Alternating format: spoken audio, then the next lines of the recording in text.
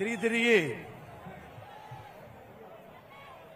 మళ్ళీ ఇక్కడ అనంతపురం పట్టణంలో అడుగు పెట్టగానే ఒక అనంతమైన అనర్వచనీయమైన అద్భుతమైన ఒక ఉత్సాహాన్ని ఉరుకులెత్తుతూ ఉత్సాహంతో నేను నా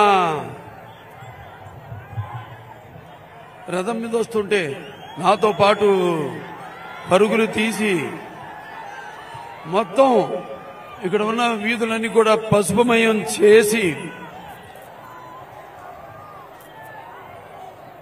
భావసురాణి జన్మాంతర సౌహృదాన్ని అంటారు. అంటే పోయిన జన్మలో మనకున్న పరిచయాలతో ఒకరిద్దరిని జన్మలో పొందవచ్చు అంటారు. కానీ ఇంతమంది లక్షల కోట్ల మంది అభిమానులను పొందడం అన్నది ముందుగా నాకు ఈరోజు ముఖ్యంగా ఇవాళ డాక్టర్ అంబేద్కర్ గారి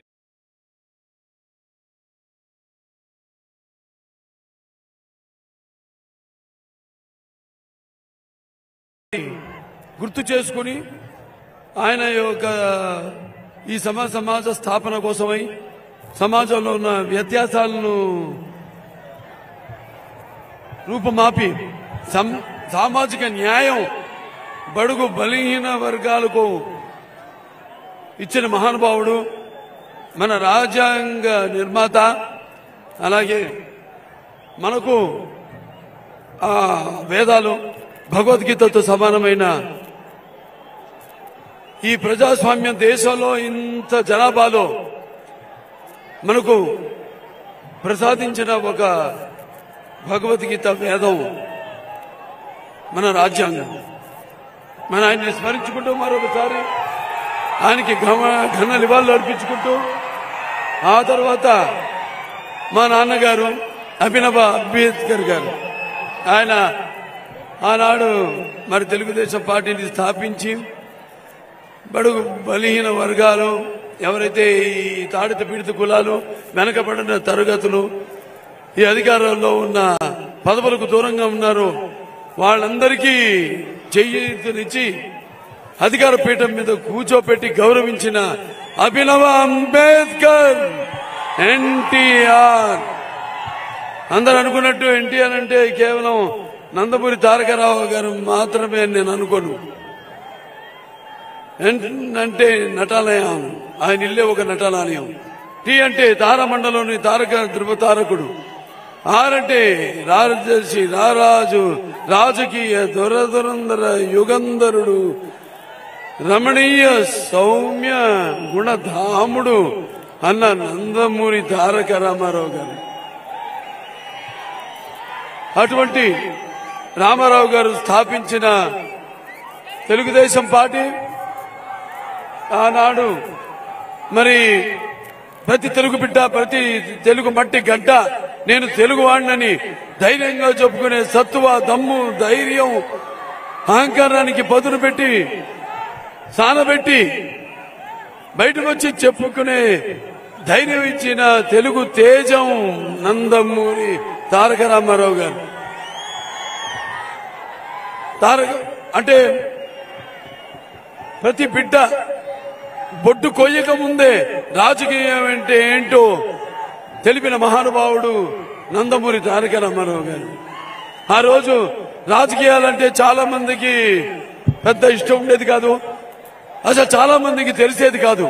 అటువంటిది తెలుగుదేశం అనే పార్టీని పెట్టి ఆయన అందరిలో కూడా రాజకీయం చైతన్యం తీసుకొచ్చిన తెలుగు మహానుభావుడు నందమూరి తారక రామారావు గారు.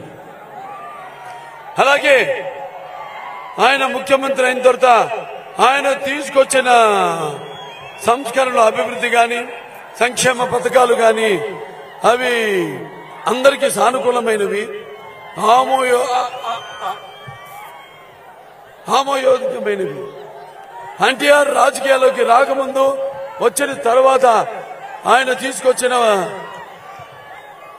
ఆయన ప్రవేశపెట్టిన పథకాలు, అమలు చేసిన పథకాలు మరి ముందు కూడా ఇప్పటికి నేటికి కూడా అన్ని పార్టీల వాళ్ళు పేర్లు మార్చి వాటిని అమలుపరుస్తున్నారు. అది అన్న ఎన్టీఆర్ యొక్క ప్రభావం. అంటే ఆకలితో ఉన్న పేదవాడి ఆకలి తెలిసిన అన్న ఆయనే, అలాగే జనం భవితకు భరోసా ఇచ్చిన నాన్న ఆయనే, అలాగే అమ్మ ఆయనే, అలాగే ఆయనకి అండగా ఉన్న మహిళలకు ఆర్థిక స్వాతంత్రం ఇచ్చిన అన్న ఆయనే. నానాడు మన తెలుగుదేశం పార్టీ అధికారంలో ఉన్నప్పుడు రామారావు గారు ముఖ్యమంత్రిగా ఎన్నో సంస్కరణలు, అభివృద్ధి కార్యక్రమాలు, సంక్షేమ కార్యక్రమాలు చేపట్టారు. కిలో బియ్యం, మనిషికి కావాల్సిన కనీస అవసరాలైన గూడు గుడ్డ అందరికీ సమకూర్చారు ప్రపంచంలోనే మొదటిసారిగా. అలాగే మహిళలకు ఆస్తిలో సమాన హక్కు అయితేనేమి, లేకపోతే ఈ యొక్క రైతులకు హార్స్ పవర్ కరెంటు 50 రూపాయలకి అయితేనేమి, అలాగే భూమి శిస్తు రద్దు చేయడం అయితేనేమి, లేకపోతే చేనేత వస్త్రాలు సగం దానికే ఇవ్వడం అయితేనేమి, అలాగే మండలాలు అంటే ఒక సామాజిక విప్లవం దేశంలోనే మొట్టమొదటి తీసుకొచ్చిన, అంటే మండలాల వ్యవస్థ స్థాపనతో 333 తాలూకాల్ని 1110 మండలాలుగా అధికారాన్ని మీ ముంగిటికి తీసుకొచ్చిన మండలాల స్థాపనతో మహానుభావుడు నందమూరి తారక రామారావు. చాలా మందిని మన మహానుభావులు అంటూ ఉంటాం. నేహావి గమనాశోక్తి ఆయన విద్యస్తే అని, అంటే అందరూ మహానుభావులు కాలేరు. కొంతమంది అలా పుడతారు.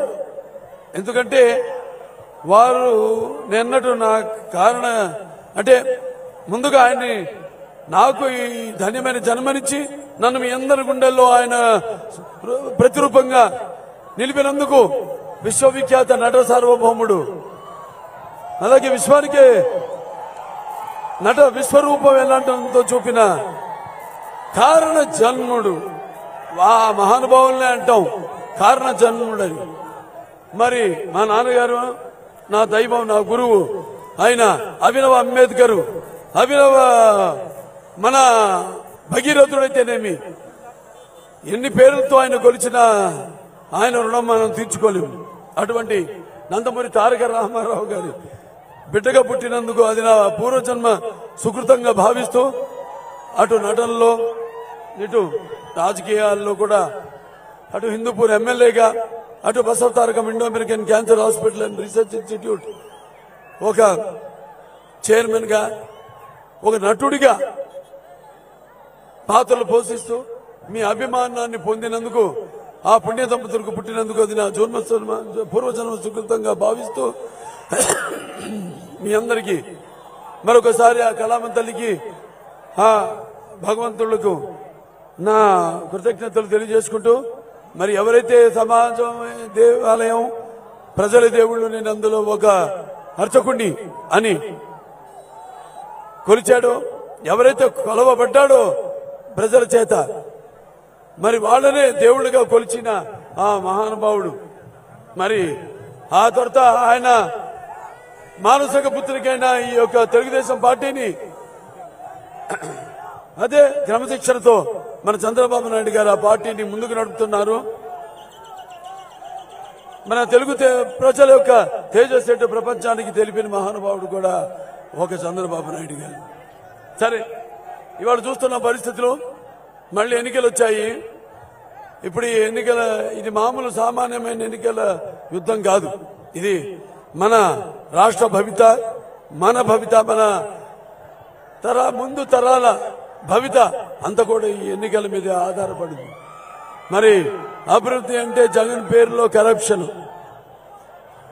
అంటే దోచుకుని దాచడమే జగన్కి తెలిసిన రాజకీయం.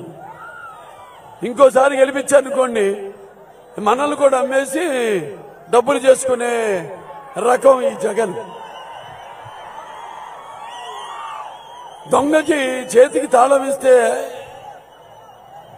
అలాగే జగన్ చేతికి అధికారం ఇచ్చిన ఒకటే, అది గుర్తుపెట్టుకోండి మీరంతా. మరి దొంగల్లో మామూలు దొంగ కాదు, అసామాన్యమైన దొంగ. మనం పసుపు రంగును ఎప్పుడు మనం గుర్తుపెట్టుకోవాలి. పసుపు అంటే మనకి శుభానికి సూచకం. అలాగే మన పసుపు అంటే మరి ఆనంద వేడుకలకు ఆహ్వాన గీతం. మన పసుపు ఆరోగ్యానికి గొప్ప ఆయుర్వేద ఔషధం. అలాగే మన పసుపు మన ఆత్మాభిమానానికి నిలువెత్తు కేతనం. అలాగే మన పసుపు ఆత్మగౌరవానికి ఎగరేసిన కేతనం. అలాగే మన పసుపు ఆత్మవిశ్వాసానికి నిజమైన సంతకం. అలాగే మన పసుపు అభివృద్ధికి నిదర్శనం. అలాగే మన పసుపు సంక్షేమానికి నిర్వచనం. అది మన పసుపు. శుభమైన మన పసుపుకి ఎన్నికల్లో, ఈ జరగనున్న ఎన్నికల్లో మనం చేసిన కార్యక్రమాలు, ప్రజల సేవకై చేసిన సంక్షేమ అభివృద్ధి కార్యక్రమాలు అన్నీ కూడా దృష్టిలో పెట్టుకుని ఇంకా రాబోయే ఎన్నికల్లో మన తెలుగు రాష్ట్రం, మన ఆంధ్ర రాష్ట్రం అంతా కూడా పసుపుమయం కావాలని, అంటే అన్ని శుభాలే జరగాలని. ఆ శుభాలు జరగాలంటే ఎవరికి ఓటు వేయాలి?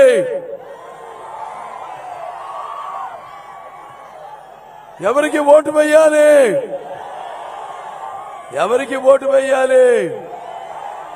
మరి వాళ్ళు మనం చూస్తున్నాం ఈ పాలనలో.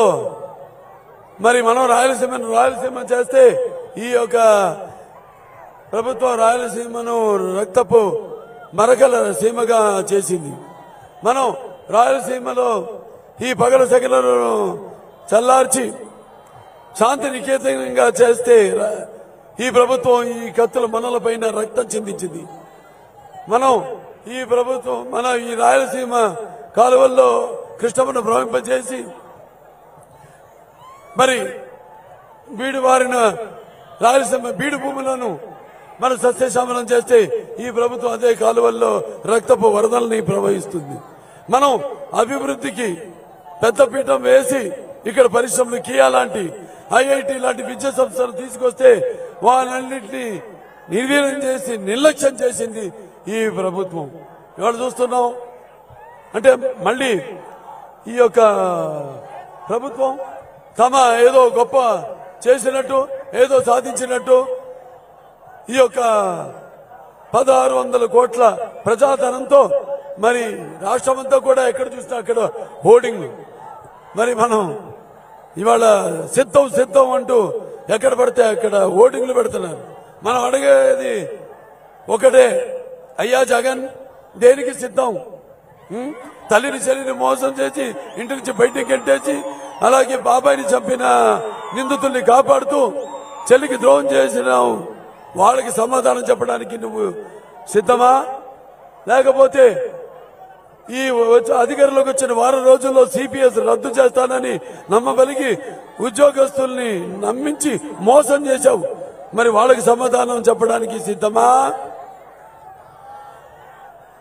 మరి నా ఎస్టీలు, నా బీసీలు, నా ఎస్సీలు, నా మైనారిటీలు అని చెప్పి మరి వాళ్ళ చావులు తోని ఆకలి కేకలు ఆర్పుకుంటున్నావు.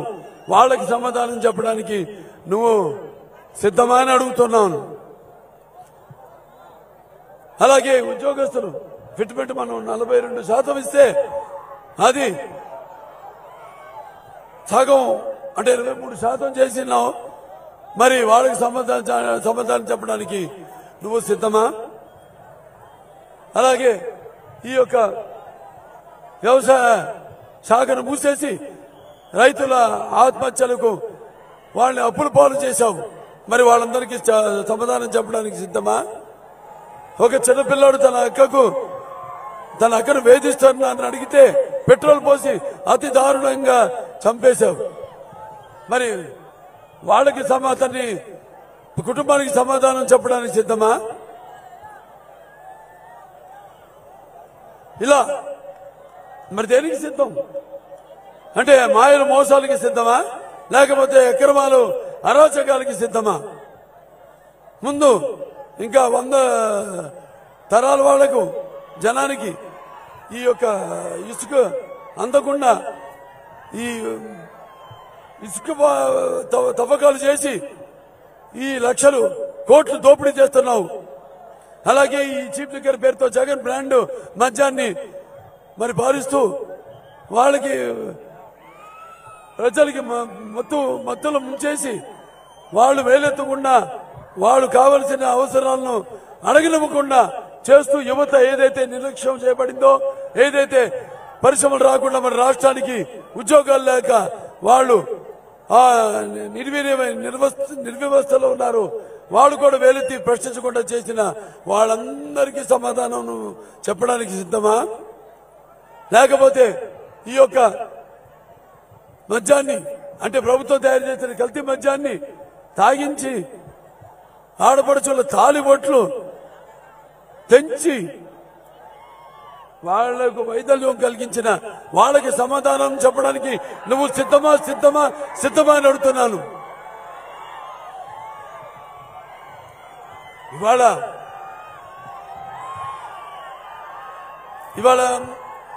ఏవైతే ఈ SC ST BC minority corporations ఉన్నాయి, ఫైనాన్స్ కార్పొరేషన్స్, వాటి నిధులన్నింటినీ మళ్లించేసి తెలుగుదేశం ప్రభుత్వం ఉన్నప్పుడు సుమారుగా 75 కోట్ల రూపాయలు వీటిలన్నిటికీ మంచి సమకూర్చడం జరిగింది. వాటిలన్నింటినీ మళ్లించేసి వాళ్ళు మైనారిటీస్ ఉన్నారు ఇక్కడ. मैं हिंदुस्तान हिमालय मेरे सरहदों के निगमा और गंगा मेरी पवित्रता की सौगंध, तारे के इंतजार से मैं अंधेरों और उजालों का साथी हूँ और मेरे खाक पर संगे मरमर के चादरों में लिपटी हुई इमारतें दुनिया से कह रही है कि जालिमों ने मुझे लूटा, नादानों ने मुझे संभाला, मेहरबानों ने मुझे बेड़िया बना दी और मेरे चाहने वालों ने उन्हें घाट फेंका। सारे जहां से अच्छा हिंदुस्तान हमारा, हम बुलबुले हैं इसके, ये गुलसिता हमारा. అలాగే నా ముస్లిం మైనారిటీ పెద్దలకు, ముత్తవల్లిలకు, ముస్లిం సోదర సోదరిమణులందరూ కూడా నా హృదయపూర్వక నమస్కారం తెలియజేసుకుంటున్నాను.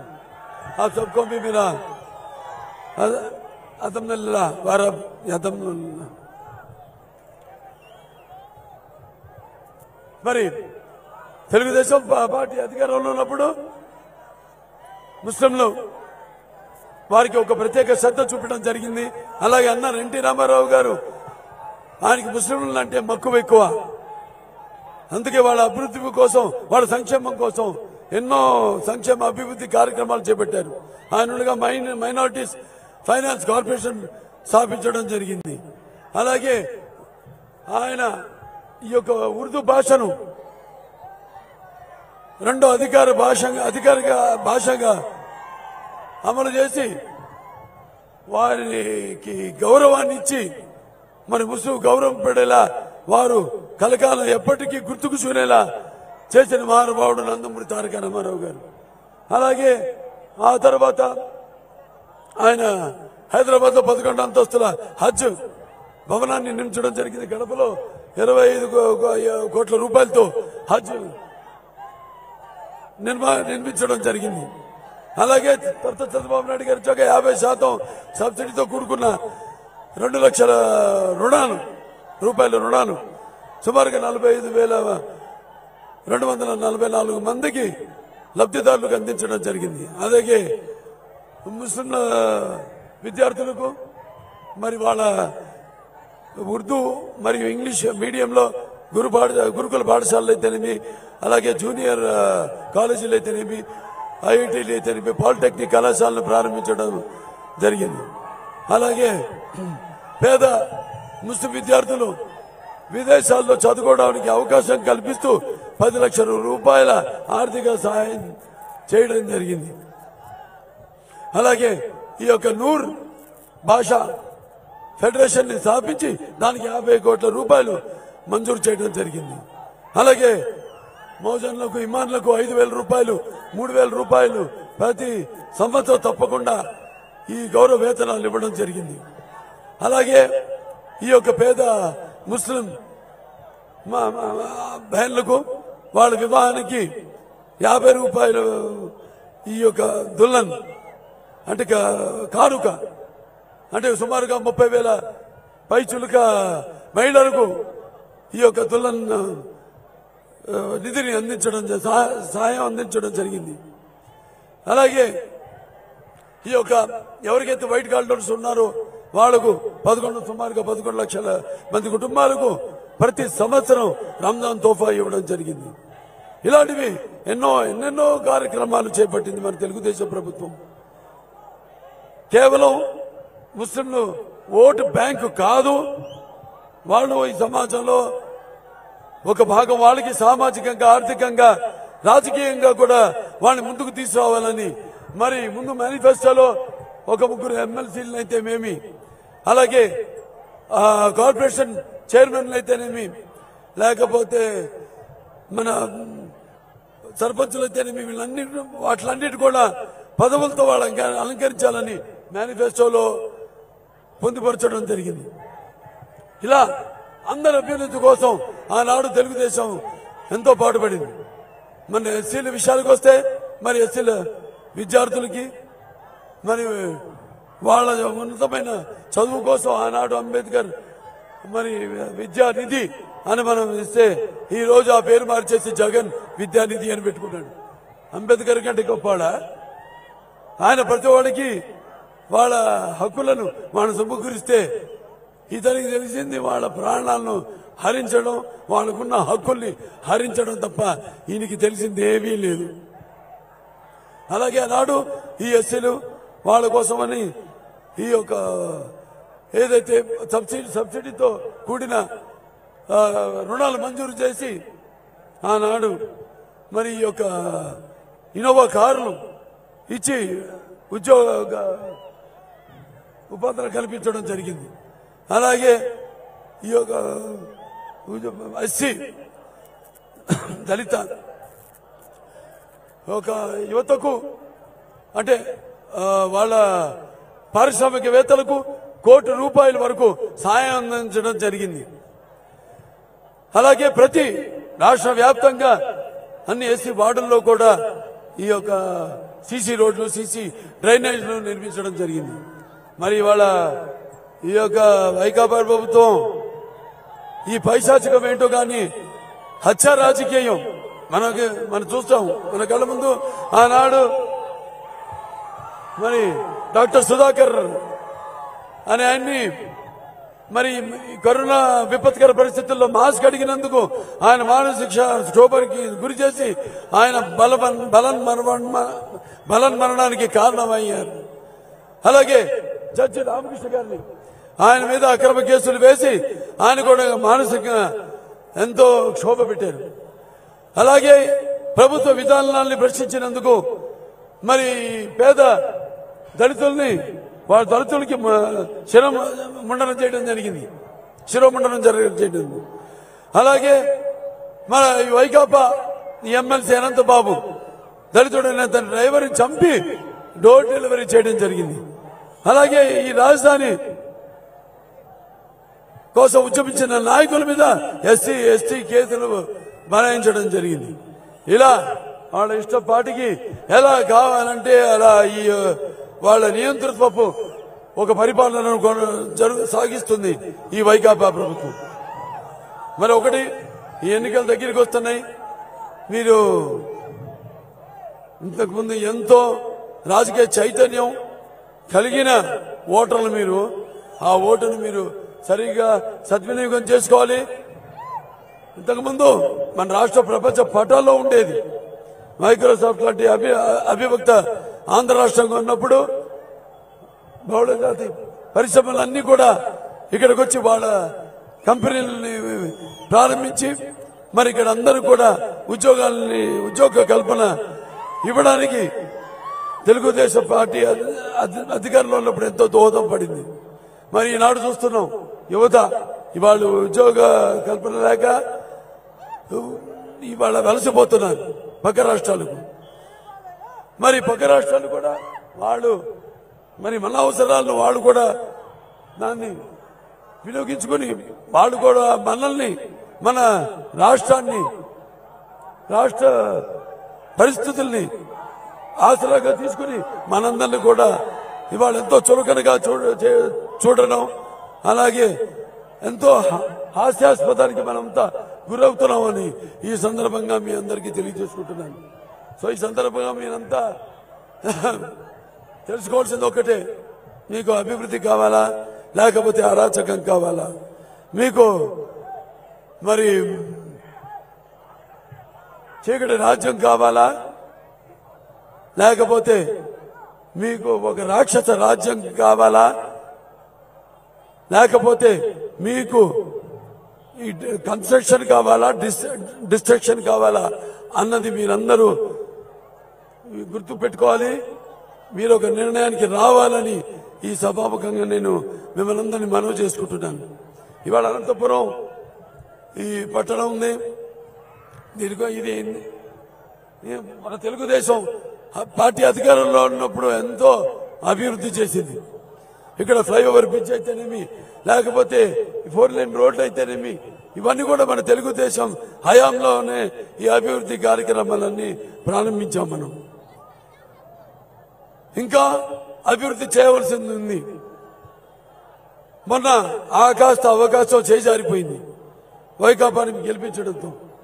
ఇంకా మనం చేయవలసింది ఇక్కడ ఔటర్ రింగ్ రోడ్ ఉంది, అలాగే డంపింగ్ యార్డ్ మనం చూస్తున్నాం నడిబొడ్డులో ఉంది, దాన్ని మనం వేరే ప్రాంతానికి తరలించవలసిన అవసరం ఉంది.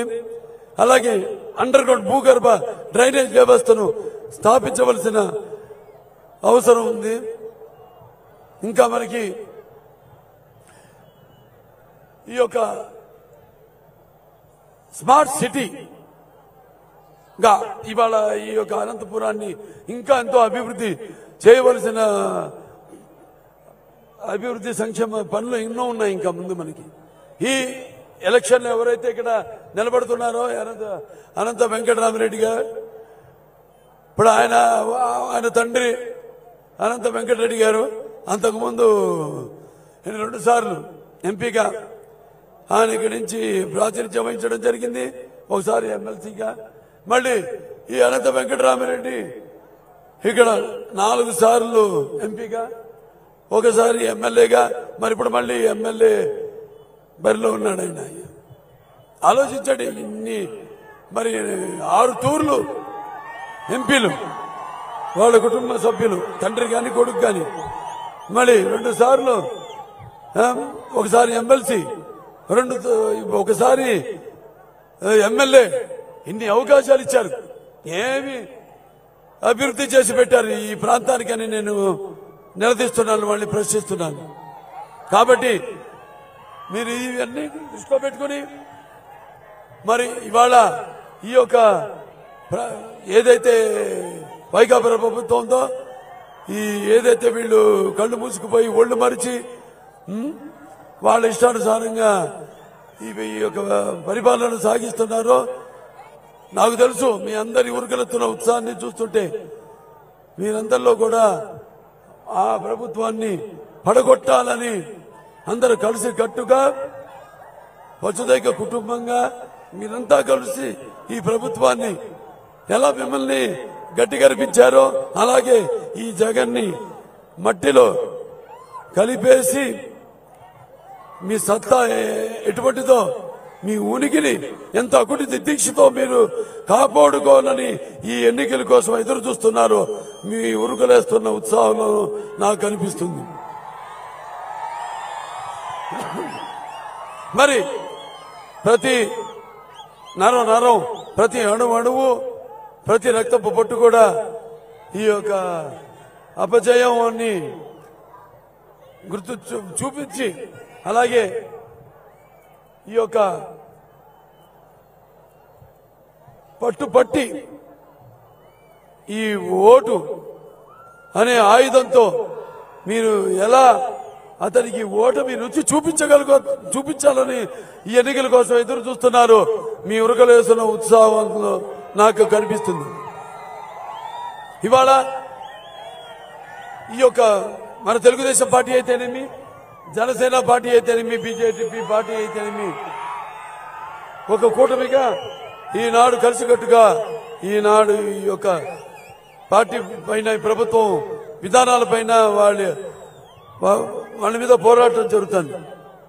ఇవాళ మరి ఈ యొక్క తెలుగుదేశం మరి మన జనసేన బీజేపీ ఒక కలయిక ఒక నిప్పుల ఉప్పెన, అది ఒక అగ్నిపర్వతపు విస్ఫోటన, అది ఒక పాశుపతాస్త్రం. ఈ యొక్క కూటమి శక్తిని ఎదిరించే శక్తి ఎక్కడా లేదు లేదు లేదు అని మీ అందరికీ తెలియజేసుకుంటున్నాను. ఇవాళ మనకి ప్రభుత్వ పరంగా ముస్లిం సోదరులకు సోదరిమణులకు వాళ్ళకు కూడా యువతకు 4% ఏదైతే మనం ఉద్యోగ అలాగే విద్యలో రిజర్వేషన్ ఉందో దాన్ని కూడా చట్టబద్ధమైన గుర్తింపు ఇవ్వాల్సిన అవసరం ఉంది. దానికోసం మేమంతా కూడా శ్రమిస్తామని, తీసుకురావడానికి మా వంతు కృషి చేస్తామని మీ అందరికీ తెలియజేసుకుంటున్నాను.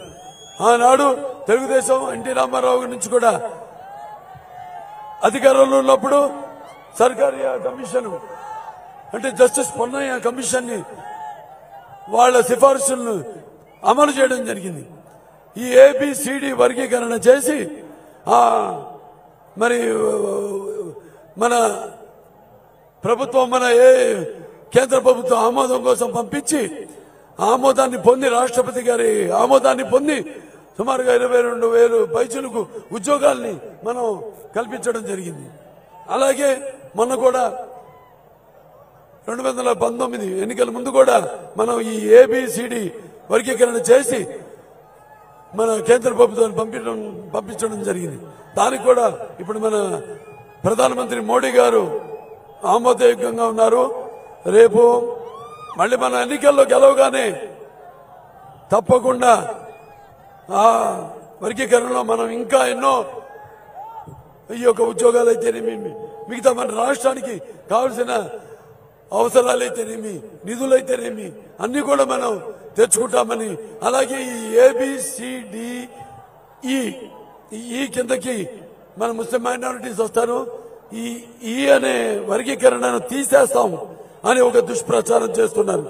దయచేసి వాళ్ళ మాటలు నమ్మకండి, అది మేము కొనసాగిస్తాం అని సభాముఖంగా తెలియజేసుకుంటూ మరి ఇవాళ మనం ఒక్కసారి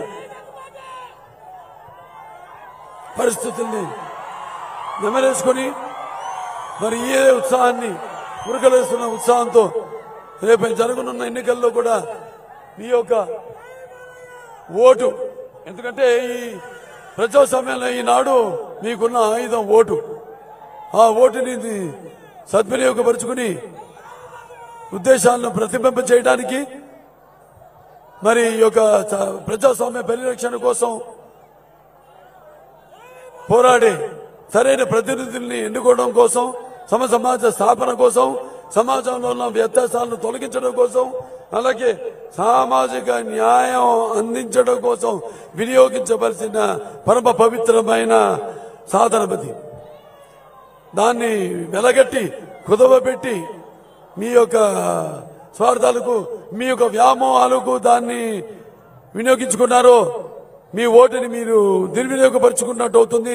అలాగే ప్రజాస్వామ్యాన్ని మీరు హత్య చేసినట్టు అవుతుంది, మీ స్వాతంత్రాన్ని మీరు హత్య చేసినట్టు అవుతుంది. కాబట్టి రక్తానికి జాతి లేదు, మాంసానికి కులం లేదు, చర్మానికి జాతి లేదు. అందరూ కూడా ఏకతాటిపై నిలిచి అందరూ కలిసి రేపు ఎన్నికల్లో మళ్ళీ ఒక కూటమిని గెలిపించాలని ఇక్కడి నుంచి అనంతపురం నుంచి ఒక మన లోకసభ అభ్యర్థిగా ప్రాచీన ఈ యొక్క పోటీలో ఉన్న మన అంబికా లక్ష్మీనారాయణ గారిని, అలాగే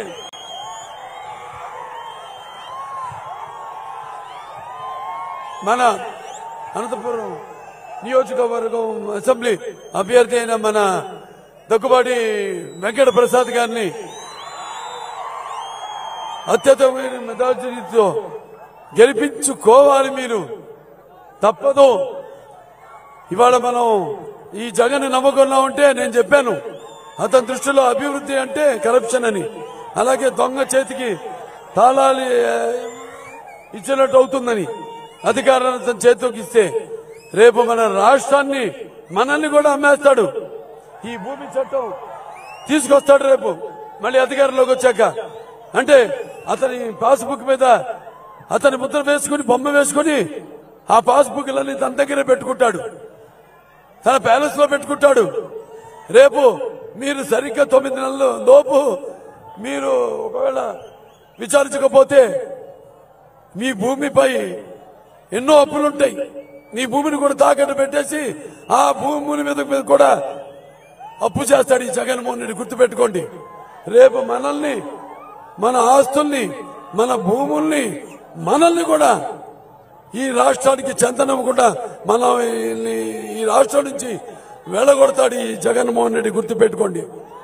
ఇవన్నీ గుర్తుపెట్టుకుని రేపు ఎన్నికల్లో సరైన ప్రజాస్వామ్యానికి ఒక నిర్వచనం ఇస్తారని, మీరంతా కూడా ఎంతో పరిపక్వత చెందిన, ఎంతో రాజకీయ అవగాహన ఉన్న ఆంధ్ర రాష్ట్ర పౌరులుగా మరియు చరిత్రను తిరగరాసి మీ అందరి పేర్లు కూడా సువర్ణాక్షరాలతో చరిత్రలో లిఖించబడేట్టు మీరు ఈ యొక్క ఎన్నికల్లో మీ యొక్క ఓటును వినియోగించుకోవాలని, సమాధానం చెప్పాలని మనస్ఫూర్తిగా కోరుకుంటూ నేను సెలవు తీసుకుంటున్నాను.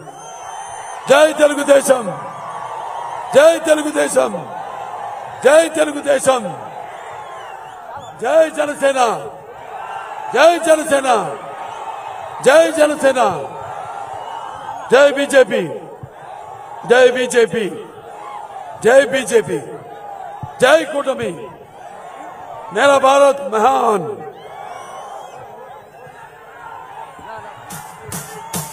It's about time to break it down. You ready? Psycho, psycho, psycho, Bawali. Cycle, cycle, cycle, Ravali. Psycho, Bawali. Cycle, Ravali. Psycho, Bawali. Cycle, Ravali. Sima chellamma, attile chinnamma, sriselamma mamma, antundagateera. Psycho, psycho, psycho, Bawali. Cycle, cycle, cycle, Ravali. College kurradu, jailo musalodu, badilo puddodi, slogan okateera. Psycho, Bawali. Cycle, Ravali. Psycho, Bawali. Cycle, Ravali. Repeat it. Krishna Godavari Rushikonda కన్నీరు మన ఇసుక గనులన్నీ చెబుతుందొకటేరా. Psycho psycho psycho పోవాలి. Cycle cycle cycle రావాలి. తిరుమల వెంకన్న కడపలో దర్గా గుణదల మాతైన నిర్ణయం ఒకటేరా. Psycho పోవాలి. Cycle రావాలి. Psycho పోవాలి. సైకిల్ రావాలి. Psycho, psycho, psycho, Bawali. Cycle, cycle, cycle, Ravali. Psycho, Bawali. Cycle, Ravali. Psycho, Bawali. Cycle, Ravali. Sima chellamma, attile chinnamma, sriselamma mamma, antundagateera. Psycho, psycho, psycho, Bawali. Cycle, cycle, cycle, Ravali. College kurradu, jailo musalodu, బడిలో పుట్టోడి slogan ఒకటేరా.